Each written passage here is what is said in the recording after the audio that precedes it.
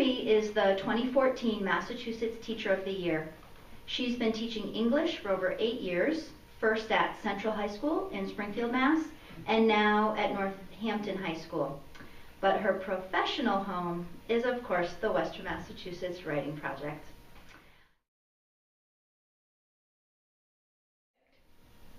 So when we all met in Arizona last January for the first time, all the state teachers of the year get together, we get to meet with the director of the Chief Council of State School Officers, the people who had the idea for the Common Core.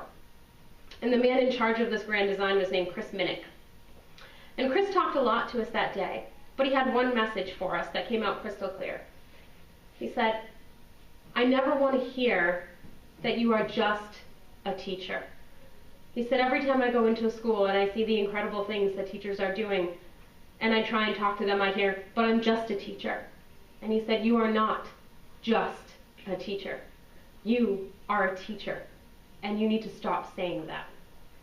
And that felt really good. I loved feeling really good, like, yeah, I'm not just a teacher. And then I went home and I was checking my Facebook page, and I grew up in New Bedford. And New Bedford's kind of a rough town, but I had fantastic teachers. I had teachers that saved my life. I lived with a single mom. My brother was in and out of the DYS system. He had at one point come home when my mom was working, and he had aimed a closet pole at my head, and he ended up breaking my wrist instead when I went to block it, and he ended up being arrested. So I was in a very broken home. My mom was too busy working for us to think about school. It was teachers that kept me safe. It was teachers that gave me a reason to come back to their rooms at night and work on the yearbook or do creative writing. It was teachers who pushed me to take an AP class. It was teachers. But those teachers right now in New Bedford are having a real hard time with their new superintendent, who believes that the best way to turn around a failing school system is to fire 80% of the staff and make them reapply for their jobs.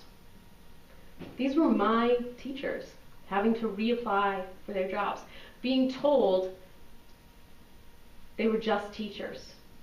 The message to them was pretty clear. Not only were they just teachers, they were replaceable teachers. However, after reading all the news and the media about the Common Core, I've come to believe that policymakers are actually right about a couple things. First of all, we need to pay more attention to data. I couldn't agree more, Arnie. Let me share some data with you from my years of teaching. Kenny was the first 7th grader I ever had in class. Kenny was a repeater. Kenny came in a year when I was replacing his favorite teacher, Mr. Dickey. I got some great data on Kenny. He sat in the back of the room, he crossed his arms, and he threw his hood over his face, and he glared at me. Data point number 1. When I was teaching, Kenny would often say, "That's not how Mr. Dickey does it." Data point number 2. Data point number 3 came during a fire drill one day. Kenny was in history class, and he walked away from the group during the fire drill, and the history teacher suspect that he was going to leave school grounds followed Kenny around the corner. Kenny was all by himself, and Kenny was standing under a tree, and he was trying to catch butterflies, hopping up in the air, trying to catch butterflies. Well, I got some real interesting formative assessment data on Kenny that day, and it changed the way that I looked at him in the classroom. We started to laugh a little bit more. He started to talk about Mr. Dickey a little bit less. We had a great moment in class where he was really upset about a conversation, and he went, "Jesus Christ!" And I turned around to say something to him, and he went, "Is my savior."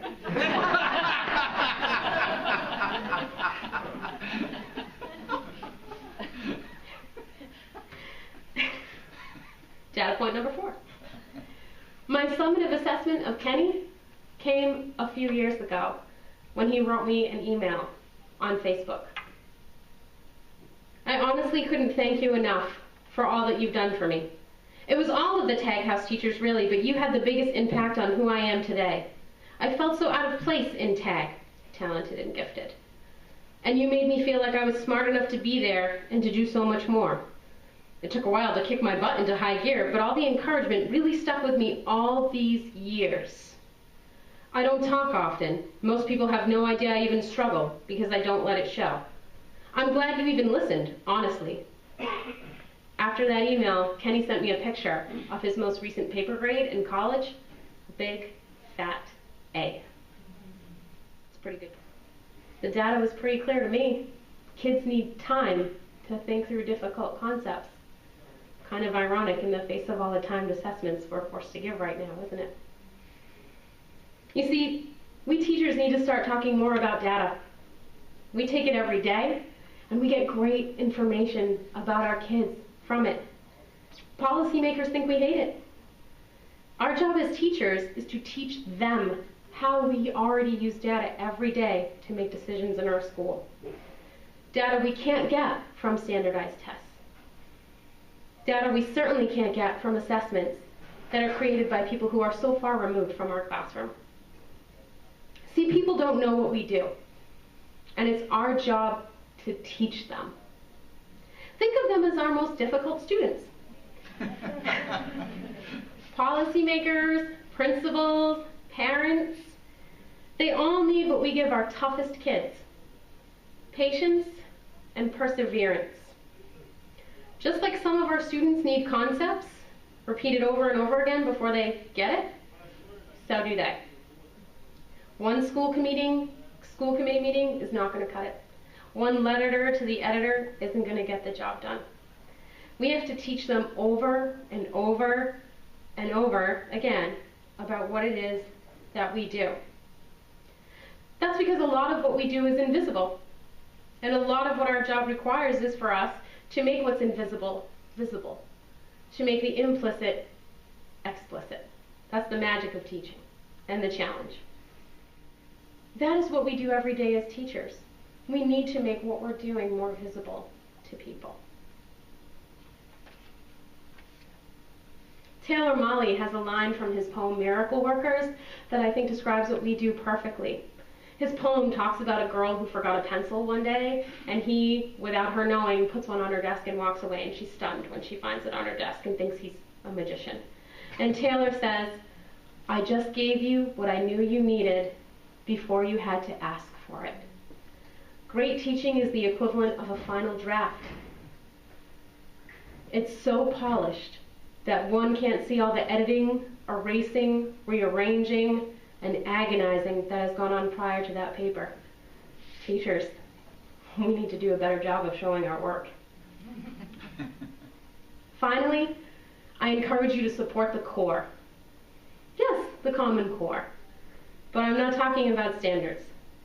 I'm talking about teachers. For these teachers, there's always been a common set of standards that they've adhered to. They know the importance of close reading and analytical writing. And they also know the importance of love, of laughter, of hugs and high fives, and of saying, "Good morning, Omar. How are you today?" They're purposeful in their choice of literature, aware that the right book can not only challenge a student, but a stereotype, and the lessons they teach not only cross disciplines, but cross the thresholds of their schools and into their students' homes and lives. These teachers know that connected learning isn't always about the use of technology. It means showing students that what they're learning is important and it matters outside in the world, and not 5 years from now, right now.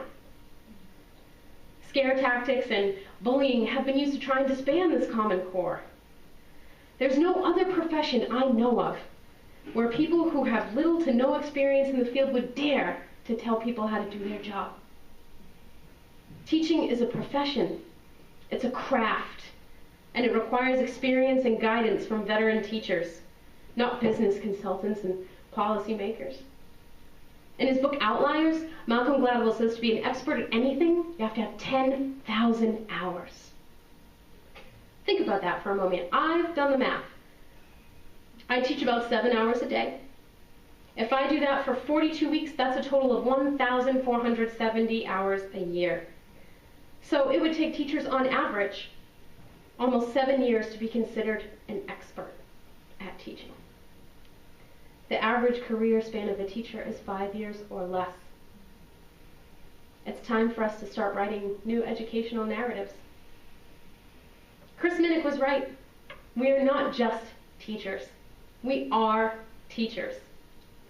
We are powerful professionals, and we know that with great power comes great responsibility. We have to teach them what it is that we do.